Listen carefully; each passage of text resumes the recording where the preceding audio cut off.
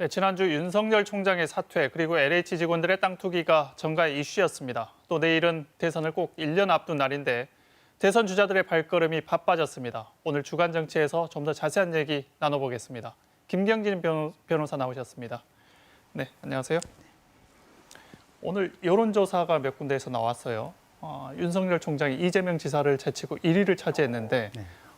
어떤 이유 때문인지 그리고 앞으로 이게 지속될 가능성이 있는 것인지 어떻게 보십니까? 일단 그 원인을 분석해 보면 가장 큰 게 조국 전 장관 사건 이후로 거기에 조국 장관 사건에 대해서 대하는 민주당이라든지 현 집권진의 태도에 대해서 실망한 중도층의 국민들이 굉장히 많았는데 그 민심이 윤석열에게 모였다라고 볼 수 있고요. 두 번째는 보수 진영에서 마땅한 대권 주자가 없었는데 윤석열이라는 사람이 등장함으로써 지지할 만한 사람이 생겼다라는 게 하나 있고, 세 번째는 중도층에서 이도 저렇고 여기도 싫고 저기도 싫다라는 이런 어떻게 보면 중도층에 있는 시민들이 뭔가 지지할 만한 구심점을 찾았다. 이 세 가지가 모인 상태에서 이게 탄압받는 이런 모습과 동시에 사표를 내고 나오니까 이 컨벤션 효과까지 더해지면서 지지율이 이렇게 1위로 확 뛰어올랐다. 지금 이렇게 봐야 될 것 같고요.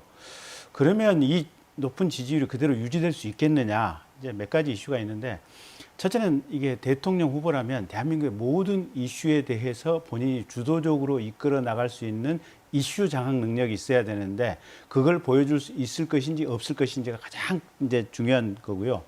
두 번째는 이제 조직화 능력, 본인을 지지하는 사람들이 정당 형태로 어떻게 조직화가 가능할 것인지, 이 조직화 능력이 이제 두 번째 문제고, 세 번째는 집권 여당인 민주당이 아직 이제 첫 번째니까 국민들 입장에서 한 번 더 기회를 주고 싶은 마음에 밑바탕에 깔려 있는데, 민주당이 실축이라든지 뭔가 잘못을 할 것인지 말 것인지, 이 세 가지가 주요한 어떻게 보면 지지율의 변수가 되지 않을까 싶습니다. 네, 윤 총장이 사퇴할 때 했던 말이 앞으로 국민을 위해 봉사하겠다 이런 말을 남겼어요. 정치를 하겠다는 말로 해석이 되는데 예. 언제 어떻게가 궁금하지 않습니까? 네. 아무래도 이제 서울시장, 부산시장 보궐선거가 변수가 될 것 같은데 어떻습니까? 그러니까 정치는 100% 할 것 같고요. 일단 대선 후보로서 지지율이 그 정도 높이 나오면 사실은 정치 안 할 사람은 아무도 없을 것 같고요.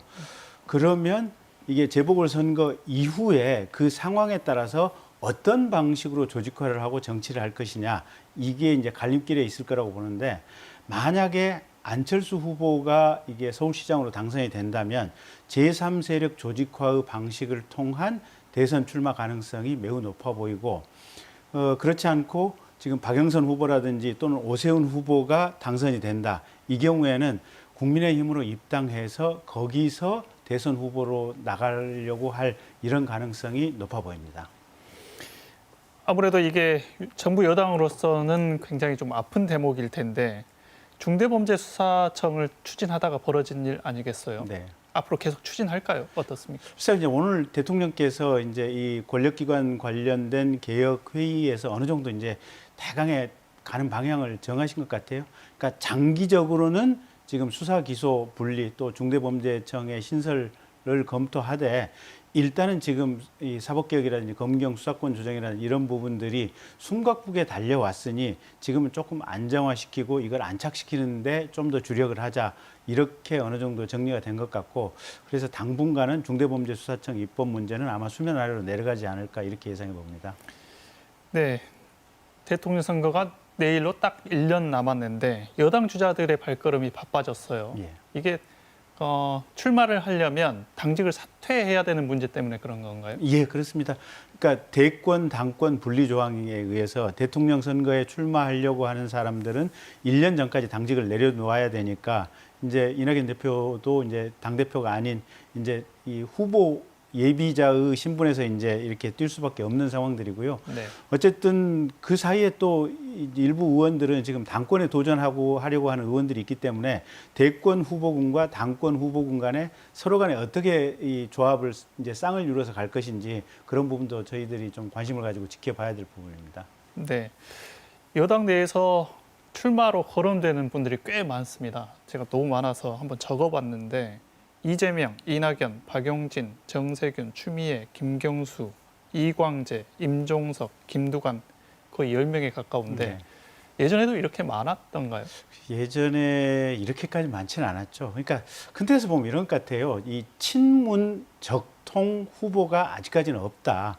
원래 문재인 대통령께서는 사실은 이제 김경수 지금 경남지사라든지 또는 조국 전 장관이라든지 이런 분들을 어느 정도 염두에 두고 있었다라고 하는 얘기가 여의도 정가에 상당히 이제 이렇게 유력하게 떠돌았거든요. 근데 어쨌든 두 분 다 이 형사사법 리스크로 인해서 지금 출마하기 어려운 상황에 있고, 그러다 보니까 친문하고 별 상관이 없어 보이는 지금 이재명, 이낙연 두 분인데, 이 두 분 다 친문 입장에서 첫째는 그렇게 마음에 들지는 않고, 두 번째는 이 두 분을 가지고 그러면 이 민주당 당내 경선이라든지 대선판을 흥행몰이로 국민들의 관심을 이렇게 이끌어 갈 수 있겠느냐, 그런 부분에 의문이 들다 보니까 민주당 내에서 그러면 여러 명의 후보를 출마시켜서 이 많은 후보 간에 이렇게 경쟁하는 과정을 통해서 민주당에 대한 어떤 대선 붐업을 좀 해보자, 이런 내부적인 논의가 있는 것 같고요.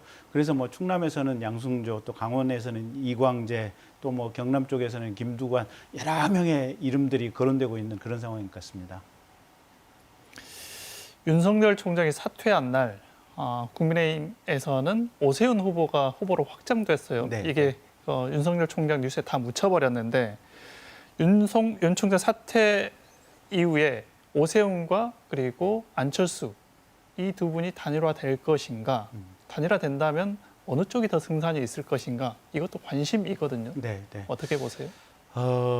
어쨌든 지금까지는 국민의힘이 크게 힘을 펴지 못했던 상황이고, 또 안철수 후보 소속돼 있는 국민의당도 힘을 못 폈던 상황이고, 특히 안철수 대표 같은 경우는 이번에 만약에 낙마하게 되면 아마 더 이상의 정치 생명을 유지하기는 어려운 이런 상황이기 때문에 어떤 방식으로든지 간에 단일화가 될 가능성은 지금 매우 높아 보이고요.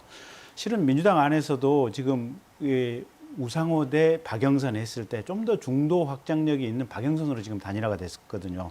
국민의힘 내부에서도 오세훈 대 나경원, 이 두 분 사이에서도 중도 확장력이 있는 오세훈으로 단일화가 됐기 때문에 제가 볼 때는 지금 전체적으로 이 안철수 대 지금 오세훈 단일화 경우에도 중도 확장력이 조금 더 센 후보 쪽으로 단일화 가능성이 높지 않나, 이렇게 봅니다. 네, LH 땅 투기 의혹 잠깐 얘기해보고 넘어가겠습니다. 네, 네. 법률가시니까 네. 이게 직원들이 사법 처리가 가능한 것인지, 네. 만약에 사법 처리가 가능하다고 하면 어떤 죄명으로 사법 처리가 되는 것인지 궁금하거든요. 그러니까 이제 사전에 계획돼 있는 또는 계획하고 있는 내부 정보를 빼내서 이걸 이용해서 이 부동산을 샀을 경우에는 사법 처리가 가능하고요. 처벌할 수 있는 법 조항은 이 공직자윤리법이라든지 또는 부패방지법, 이런 법 조항에 의해서 뭐 7년 이하의 징역 또는 뭐 7천만 원 이하의 벌금에 처하도록 돼 있으니까 형사처벌이 가능하고요.